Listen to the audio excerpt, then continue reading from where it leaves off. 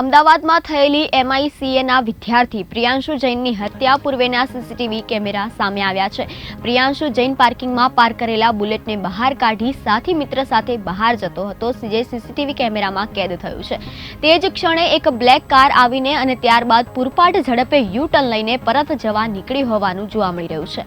સીસીટીવીમાં black કારમાં constable Virendra સવાર હોવાનું સામે આવ્યું છે। કોન્સ્ટેબલ વિરેન્દ્રએ જ પ્રિયાંશુ જૈનની હત્યા કરી હતી। આ અંગે અમદાવાદ અને ગાંધીનગરની બ્લેક હેરિયર કારનો રેકોર્ડ મેળવી પોલીસે પગેરું મેળવ્યું હતું, જેમાં બ્લેક હેરિયર કોન્સ્ટેબલ વિરેન્દ્રની હોવાનું સામે આવ્યું છે।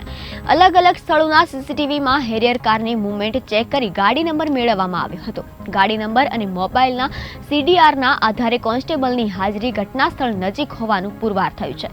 પ્રિયાંશુ જૈનના સાથીએ આપેલ વર્ણન પરથી તૈયાર થયેલા સ્કેચને લઈને વિરેન્દ્રસિંહના અન્ય સીસીટીવી ફૂટેજ પણ ચેક કરાયા છે। ભારે કવાયત બાદ કોન્સ્ટેબલ વિરેન્દ્રસિંહ પંજાબમાં લોકેટ થયો હતો। ક્રાઇમ બ્રાન્ચની ટીમે તેને પંજાબથી પકડી પાડ્યો છે।